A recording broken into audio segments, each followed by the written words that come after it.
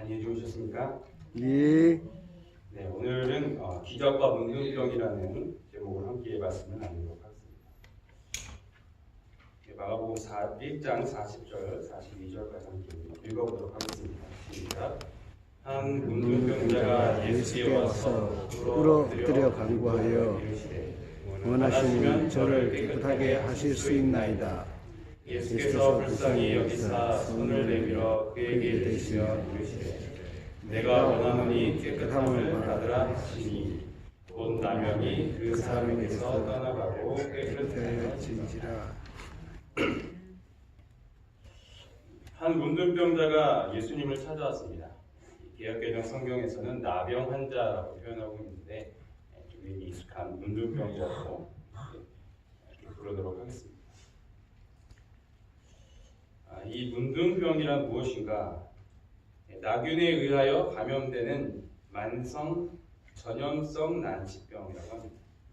피부에 살점이 붉어져 나오거나 반점 같은 것이 생기고 그 부분에 지각이 마비되며 눈썹이 빠지고 손발이나 얼굴이 변형되어 눈이 잘 보이지 않게 된다는 것입니다. 요즘에서는 이 문둥병을 찾아보기 힘들지만 그리고 치유가 되기도 하지만 그때 당시에는 이 문둥병은 굉장히 무서운 질병이었습니다. 문둥병의 여러 가지 특징 중에 우리가 살펴보아야 할 세 가지만 보도록 하겠습니다. 첫 번째는 바로 이 전염이 된다는 것이죠. 전염이 된다는 것은 굉장히 무서운 일입니다. 왜냐하면 상대방이 갖고 있는 그 병을 내가 똑같이 받게 된다. 그렇게 되기 때문입니다. 단순한 접촉만으로도 그것이 전염이 된다는 것은 참으로 무서운 것입니다. 2015년 메르스 사태를 기억하십니까? 수많은 사람들을 공포에 떨게 하였던 사건입니다. 중동에서 발생된 급성 호흡기 감염병인데 처음에는 단순 감기로 오해받다가 그런 증세가 악화가 되면 몸이 약한 노약자나 어린아이는 심각하면 죽음에 이르기까지 했었던 이 전염병이었습니다. 잠복 기간이 짧게는 2일에서 14일까지 되었기 때문에 이 당장 이게 내가 감염이 됐는지 되지 않았는지도 확실하지가 않은 그런 거죠. 그래서 그런 감염자와 반경 2m 내에 함께 있었다면 바로 격리 조치가 되어서 며칠간을 보게 되는 것이죠. 사실 이 메르스가 참 무서웠던 것은 이 격리 조치 때문이 아니었을까. 이 감염자는 생각보다 그렇게 많지 않았습니다. 186명이었습니다. 그리고 사망자는 38명이었는데 거의 대부분 이제 몸이 약하신 분들, 감기로 인한 합병증으로도 많이 돌아가셨죠. 그런데 이 사태로 인하여 잠시라도 격리 조치가 이루어졌던 의심자, 감염 의심자가 무려 12,208명이나 되었다고 합니다. 그러니까 이 감염됐던 것보다는 감염된 것 같아서 격리 조치되었던 그 공포가 더 무서웠던 것이죠. 3대면이 지났더니 작년 이 메르스 감염 확진자가 또 나와서 가슴을 철렁하게 했었지만 그 외에 특별한 큰 이 사태가 벌어지지는 않았습니다. 이 문둥병이 바로 이 전염병이었다는 것이죠. 접촉하기만 해도 전염이 되었기 때문에 그 사람은 완전히 나았다고 이렇게 선언이 되기까지 제사장으로부터 확인을 받기까지 격리 조치가 이루어졌던 것이 바로 문둥병이었습니다. 그리고 두 번째로는 이 감각이 사라집니다. 이 병이 악화될 경우에 피부 외의 말초 신경까지 침범하여서 얼굴, 손, 발 등의 감각 마비를 일으킬 수 있다는 것이 바로 이 문둥병입니다. 이 손발에 감각 마비가 있으면 뜨거움이나 아픔을 느끼지 못하기 때문에 다치기 쉽고 화상도 쉽게 생길 수 있습니다. 그런 느낌이 들 때 빨리 손을 빼야 되는데 그렇지 않게 되면 더 큰 화를 하게 된다는 것이죠. 다리미를 다리고 있다가 전화가 와서 이제 다리미로 전화를 받죠. 오징어 타는 냄새가 납니다. 무슨 냄새지 하고 근데 상대방은 들리지가 않아요. 떼어보니까 얼굴이 다 화상 있는 거죠. 극단적인 예를 들지 않은 거죠. 손가락이 문틈에 띄었는데 나중에 보니 손가락이 아예 절단이 되어져 있거나 무서운 것은 자신이 그런 아픔을 전혀 느끼지 못하기 때문에 어떤 일이 일어나는지 모른다는 것이죠. 따라서 우리가 아픔이 있다는 것은 참으로 다행인 거죠. 아플 때 빨리 빼고 빨리 조치를 취해야 되는데 그런 조치를 취하지 못하게 된다는 거죠. 감각은 굉장히 중요해요. 세 번째는 낫지 않는다는 거죠. 예수님 당시에는 이 병은 낫지 않는 불치병이었어요. 현대에는 치료약이 있지만 보니까 이 상태가 심각해지면 말초신경까지 이게 번지게 되면 그리고 이제 그에 따른 후유증까지 이제 많이 생기게 되면 그것을 위한 치료제는 없다라고 합니다. 제가 의사가 아니라서 정확히 말씀드리기 힘들지만 이렇게 검색을 해봤을 때 그렇게 찾아볼 수가 있었습니다. 어쨌든 확실한 것은 당시에는 이 문둥병은 이와 같이 굉장히 무서웠던 병이다라는 것이죠. 그런데 성경에서는 이 죄가 문둥병으로 상징이 됩니다. 문둥병이 무엇의 상징이냐면 이 바로 죄의 상징이라는 것이죠. 첫 번째, 죄도 역시 뭐가 되는 거예요? 전염이 되는 거예요. 나쁜 것은 정말 달달합니다. 인간이 죄인이라고 이제 느낄 때가 바로 이럴 때죠. 죄를 지어서 죄인이라기보다는 죄인이기 때문에 죄를 짓는 거죠.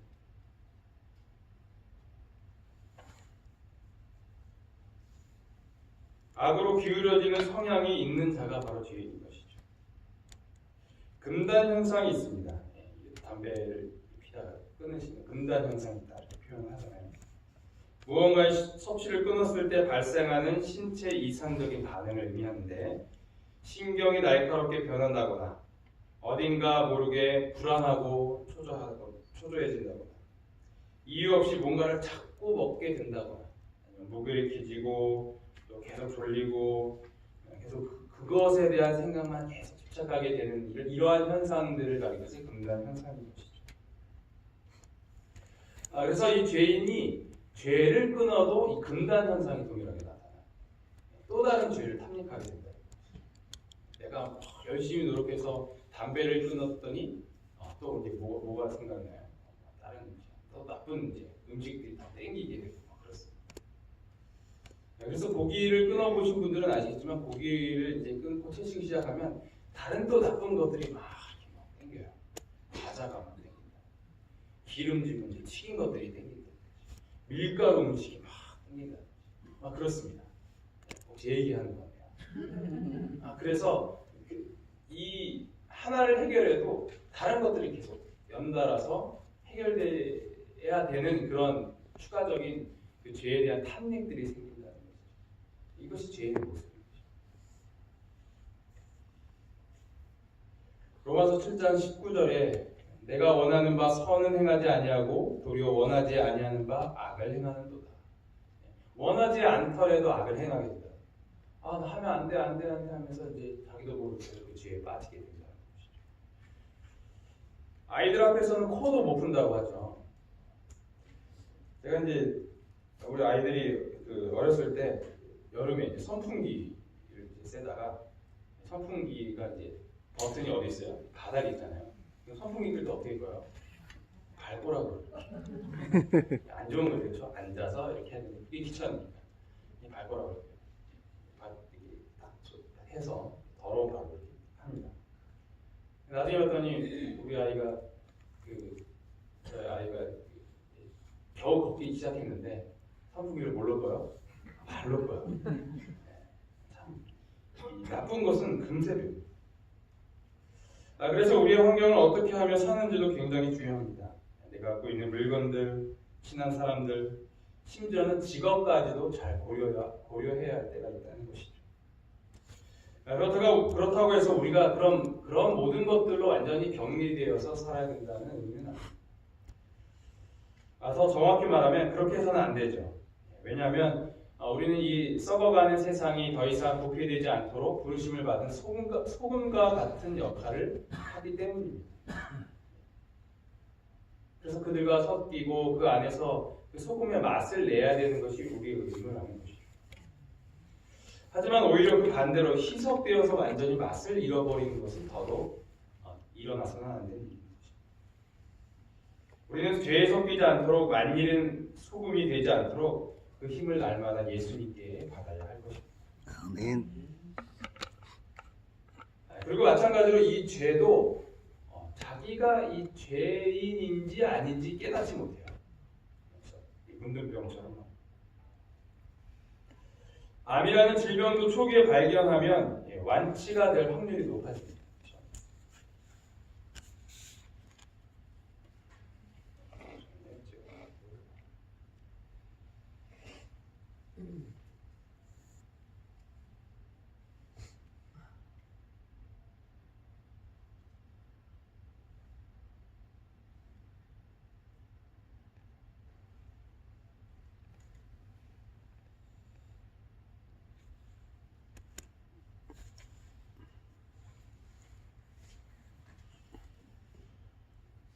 이 조기 발견 시 생존율이 90%를 웃도는 침샘암은 이 전이 여부에 따라 예후가 크게 달라지는 조사 결과가 나타났다. 암이 폐와 뼈까지 전이된 후에는 이 환자의 생존율이 무려 21%까지 가까운 합니다. 암이 제자리에 머물러 있거나 크기가 크지 않은 경우 1기에서 2기대는 또는 전이가 없으면 생존율은 93.2% 정도로 굉장히 높은 수준인데 암이 조금 더 자라 주변 조직을 침범했더라도 전이가 되지 않았더라면 이 생존율이 한 76.2%라고 합니다. 반면 진단 당시 이미 전이가 된 상태라면 생존율이 또 떨어집니다. 인플루엘 전이가 있는 경우 5년 생존율은 43.6%로 그쳤고 폐나 뼈 등으로 이 전이가 겹치게 되면 21.1%로 매우 낮아지게 된다는 것이 바로 이 침샘암입니다. 따라서 이 자신이 아프다라는 것을 인식하는 것과 또 그렇지 않은 것은 전혀 다른 결과를 가져오게 되는 것입니다. 살 수 있느냐, 살 수 없느냐까지도 결정하게 되는 것입니다. 왜냐하면 병원은 누가 가니까요? 환자가 가니까. 건강한 사람은 병원에 가지 않습니다. 자기가 환자임을 인정을 해야 병원에 갈 수 있는 것입니다. 그렇지 않고 자신이 굉장히 건강하다고 생각하게 되면 자신의 정확한 병명을 알려주고 또 그에 대한 조치를 취해줄 수 있는 의사 선생님을 만날 기회가 사라지게 됩니다. 요한복음 1장 5절 빛이 어둠에 비치되 어둠이 깨닫지 못한다. 따라서 우리가 살기 위해서는 첫 번째로 무엇이 필요하냐면 내가 죄인임을 깨달아야 한다는 거죠. 죄인임을 알아야 그 다음 내가 살 수 있는 기회를 갖게 된다는 거죠. 우리에게 죄인임을 깨닫게 해주는 것이 무엇입니까? 그러므로 율법의 행위로 그의 앞에 의롭다 하심을 얻을 육체가 없나니 율법으로는 죄를 깨닫는다. 율법의 기능이 무엇이라고요? 죄를 깨닫게 하는 것이죠. 그래서 이 율법이 있어야 우리가 죄인임을 알게 된다는 거죠. 율법이 없으면 우리가 죄인인지 아닌지 몰라요. 그리고 우리가 어떻게 해야 될지를 모른다는 거죠. 그래서 율법은 반드시 복음과 연결되어 있는 중요한 부분이라는 거죠. 예수님을 믿기만 하면 구원을 받기 때문에 우리에게 율법이 필요 없다라는 그런 율법 무용론에 분명한 오류가 여기 있는 거죠. 복음을 원하는 사람은 율법을 통해서 내가 죄인임을 깨달아야 복음을 원하는 것이지 내가 죄가 없다는데 무슨 복음이 필요하겠어요? 무슨 의사 선생님이 필요하겠어요? 예수님이 필요 없다는 것이죠. 이같이 율법이 우리를 그리스도께로 인도하는 초등교사가 되어 우리로 하여금 믿음으로 말미암아 의롭다함을 얻게 하려 합니다. 아멘.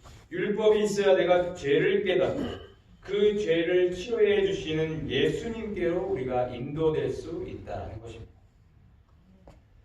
따라서 율법으로 말미암는 의인은 없습니다. 왜냐하면 율법은 우리에게 결코 구원을 가져다 주지 않기 때문입니다.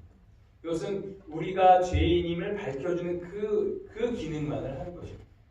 우리에게는 율법을 온전히 지킬 수 있는 힘이 스스로에게는 없는 것입니다. 그것을 더 가까이 하면 가까이 할수록 내가 더 죄인임을 밝혀주기 때문입니다. 하지만 우리는 거기서 그쳐서는 안 되는 것입니다. 내가 죄인임을 발견했기 때문에 우리에게 누가 필요한 거예요? 예수님이 필요한 것입니다. 따라서 우리가 율법을 날마다 묵상하여 주야로 그것을 즐거이 기억을 해야, 그리고 그래서 그 율법을 통해서 나의 모습을 발견해야 우리는 예수님께로 갈 수 있게 되는 기회가 된다는 것입니다. 세 번째로 이 죄는 낫지 않는다는 것입니다. 문둥병이 나을 수 없었던 무서운 병이었던 것처럼 이 죄도 살 수 없는 무서운 죽음을 가져왔습니다. 로마서 6장 23절 죄의 삭슨 사망이요.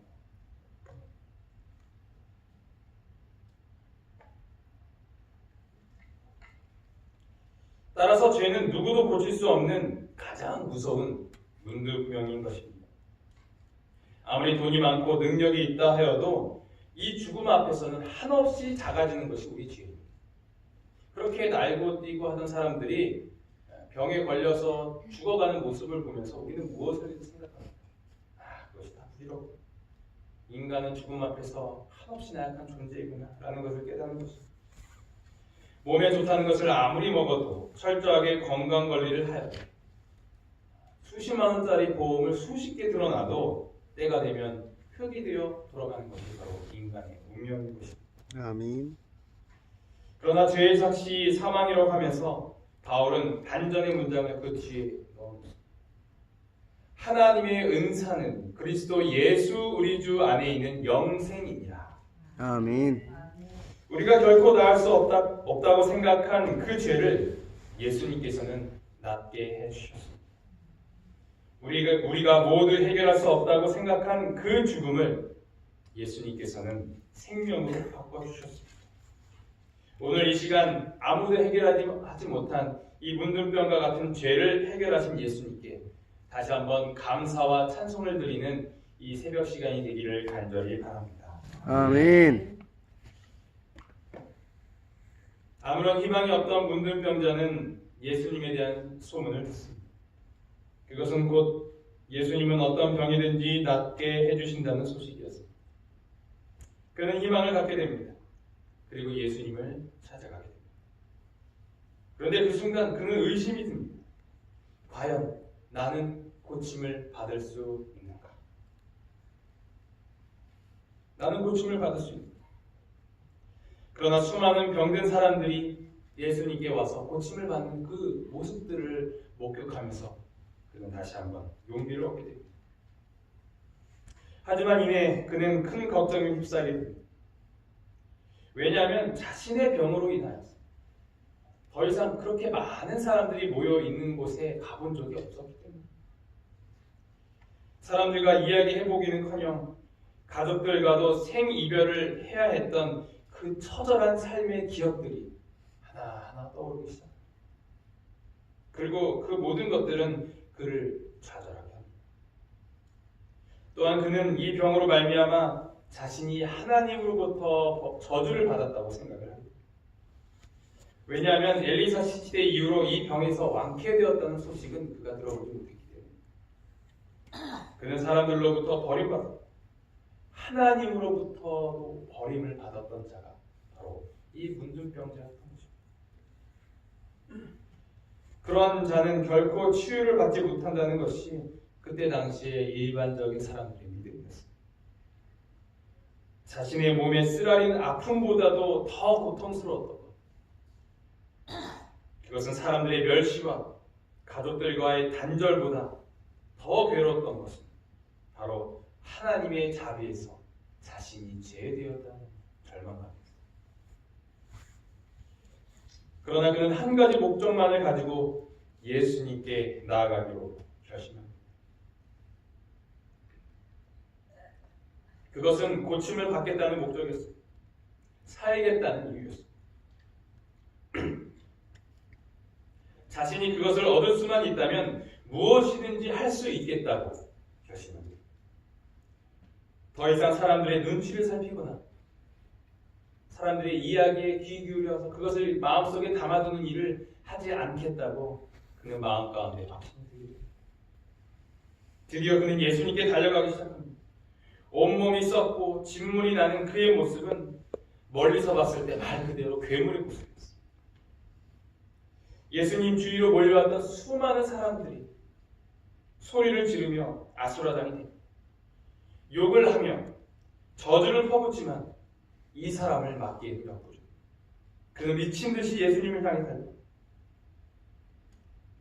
그러나 그 자리를 피하지 않고 서 있는 한 분이 계셨습니다. 그분은 바로 예수 그리스도이셨습니다. 아멘. 모두가 혐오스러운 얼굴로 그를 대했지만 이분은 그 인자한 얼굴로 이 사람을 맞이합니다. 원하시면 저를 깨끗하게 하실 수 있나? 원하시면 저를 깨끗하게 하실 수 있나? 원하시면 그는 아직도 마음이 염려가 가득 차 있습니다. 이분도 혹시 나를 하나님으로부터 저주를 받은 자라고 내치시지는 않을까? 그래서 그는 한 가지 조건을 내거는 것입니다. 예수님이 원하시면. 모든 사람이 자신은 버리고 원하지 않았지만 예수님 당신만은 나를 제발 품어달라고 하는 간절한 호소였던 것입니다. 내가 원하노니 깨끗함을 받으라. 그분의 인자하신 입술에서 놀라운 말씀이 선포됩니다. 내가 원하노. 그 말이 그 가엾은 외톨이의 귀에 분명하게 울립니다. 하지만 그를 더욱 소스라치게 놀라게 한 것은 그분의 행동이었습니다. 그것은 바로 그분이 자신의 몸에 손을 대시는 것이었습니다. 순간 움찔하고 피하고자 합니다. 왜냐하면 자신에게 그런 자비를 베푸시는 이에게 자신의 병을 옮겨드리는 것이 그것을 원하지 않았기 때문에 이분은 문둥병에 대해서 모르십니다. 내가 현재 어떤 상태인지 모르십니다. 왜 저 사람들이 저렇게 나를 피하는지 모르십니다. 그러나 그분의 자연스러운 행동은 그의 당황스러움보다 더 빨랐습니다. 어느새 그분이 나를 만지시는 거죠. 누군가의 살결이 자신의 그것과 맞다는 일은 너무나도 오랜만에 일었습니다. 그분의 그 따뜻한 손은 마음까지 어루만지는 것입니다. 그 병이 걸린 이후에 오랜 세월 동안의 그 아픔이 눈 녹듯이 사라집니다. 없어졌던 피부의 감각이 돌아옵니다. 그 손길은 어머니의 손길, 우리 하나님 아버지의 손길입니다. 자신의 죄로 인하여서 치셨던 하나님의 손이 자신의 오해와 두려움을 지우고 있던 것입니다. 그 순간 몸에 놀라운 변화가 일어납니다. 흉측했던 그의 모습이 다시 정상적으로 돌아옵니다. 벌겋고 문드러진 살결은 뽀얀 아기의 살과 같이 변합니다.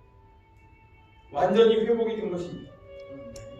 그는 기쁜 마음으로 자신의 몸을 제사장에게 보여주기 위해서 달려갑니다. 그는 예수님의 부탁에도 불구하고 자신의 일을 모든 사람들에게 알리기 시작합니다. 에덴병원교회 성도 여러분, 예수님은 우리의 문둥병 같은 죄를 치유하기 위해서 이 땅에 오셨습니다. 그 무서운 죄를 경험한 우리는 그저 예수님 앞에 엎드려 그분의 손길이 나를 어루만져 주시기를 바라면서 기다리면 되는 것입니다. 아멘. 그 손은 이 세상 어떤 병도 막을 수 없는 사랑의 치유함을 우리에게 허락하실 것입니다. 아멘. 문둥병자를 그 무서운 질병에서 깨끗게 하신 그리스도의 사업은 영혼을 죄에서 깨끗게 하신 그의 사업에 대한 얘기입니다.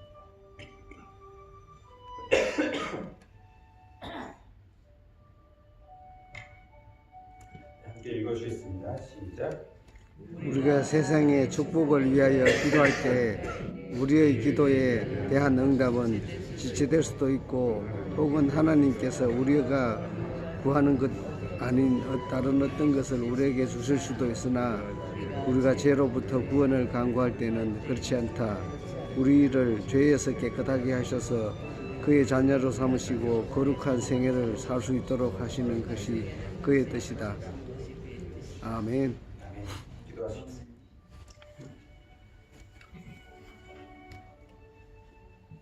하늘에 계신 하나님 아버지, 저희가 갖고 있는 이 문둥병의 죄를 주님 앞에 내놓습니다. 저희는 거울을 보는 순간 날마다 놀라고 날마다 좌절. 이 죄의 문둥병을 어떻게 치유할 것인가? 날마다 나는 그 죄를 탑니까? 그 죄를 좋아하고 있는데 나는 어떻게 구원을 받을 것인가? 주님, 떨리는 마음으로 이 거울 앞에 서 있습니다. 아버지, 하지만 저희가 이 문둥병자가 그러했던 것처럼 예수님 앞으로 나아갈 수 있는 저희 모두가 될 수 있도록 인도하여 주시옵소서. 아멘. 저희가 갖고 있는 이 죄를 주님께서 치유하여 주시옵소서. 아멘. 저희는 너무나 연약하고 나약하기 때문에 아버지 앞에 나올 수밖에 없습니다. 저희를 만져주시고 죄를 치유하여 주시옵소서. 저희 마음 가운데 있는 이 죄악을 주님께서 없애 주시옵소서. 아멘. 이 모든 말씀 예수 그리스도의 이름으로 간절히 기도합니다. 아멘.